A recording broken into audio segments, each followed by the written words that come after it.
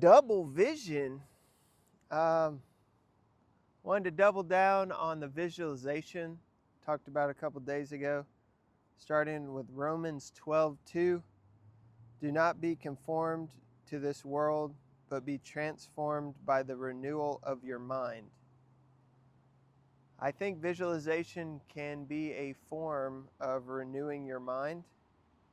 You're really training your mind to focus on the right things, preparing yourself for the future, and also getting ready to act with purpose. Looking in the Bible, there are so many examples of visualization.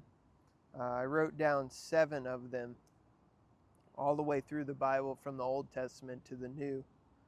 Um,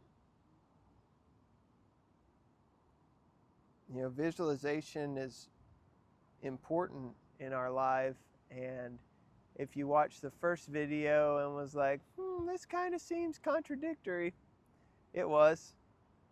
If you've watched any of the videos and you think that they're terrible, or that they're boring, or that I mess up my words, you're right.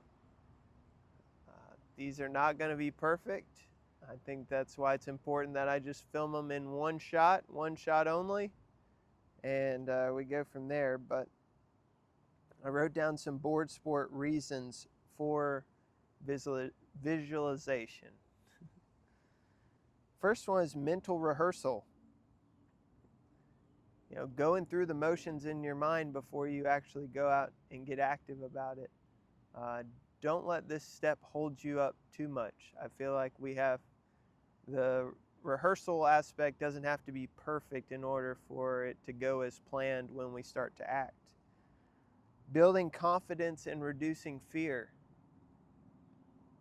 Remember, you want to use this to build confidence and to speak life into the situation, and not allow it to make you draw back or pull back or be hesitant. We want to use visualization as a confidence builder. Enhancing focus and reaction time. This one kind of shocked me, but I get it. If you're already thinking about what's going to happen before it happens, when it does happen, you're going to react without thinking about it. It's going to become muscle memory. I remember this from wrestling drills. Man, we had to drill the same takedown, the same move over and over and over, and did it when we were tired and exhausted, and we did it when we're fresh. And it's so that it becomes muscle memory, and it helps reaction time. Aiding in injury recovery. This is awesome. Back in 2015, when I broke my leg, I wanted nothing more than to get back on the board, to redeem myself and to regain my confidence. And I put myself to sleep a lot of nights by visualizing my run, all 10 tricks. And that broken leg happened a couple weeks before the national tournament in 2015. And so I got to think about it for a whole year.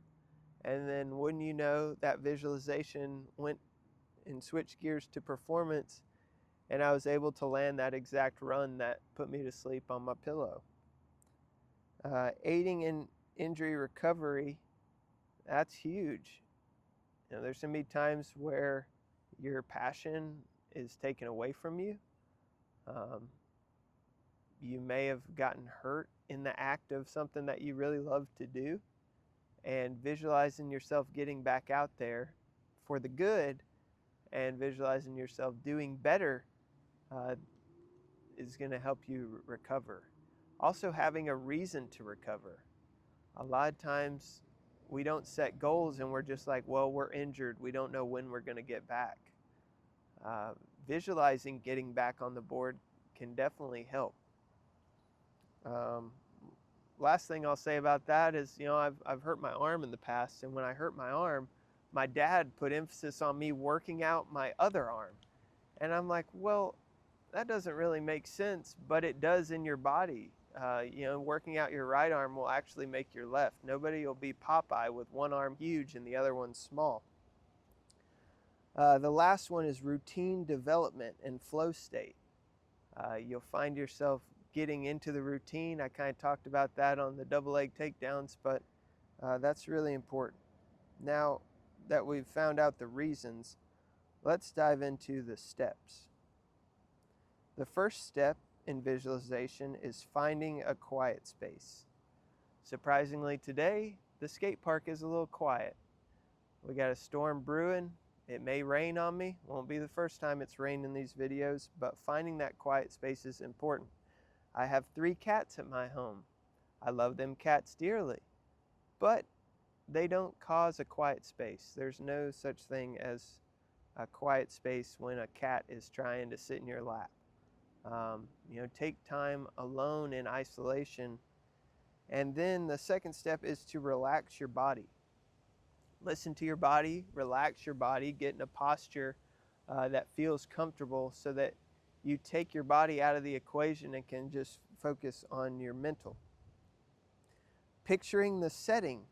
Your setting can change throughout, but I love to use this on wakeboarding. The pressure of your performance in your run. One of the best tricks I found was to visualize yourself on your home lake, on your home boat, and then take that to the competition. Visualizing the movement.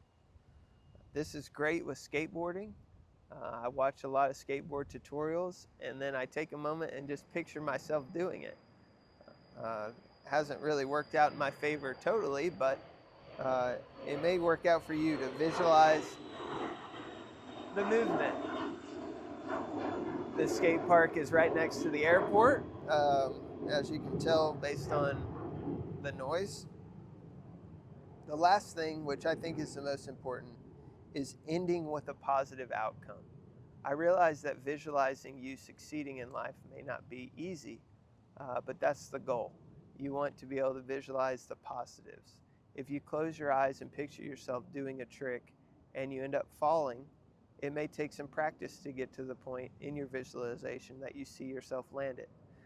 Don't get discouraged and just stay positive, and we'll go from there.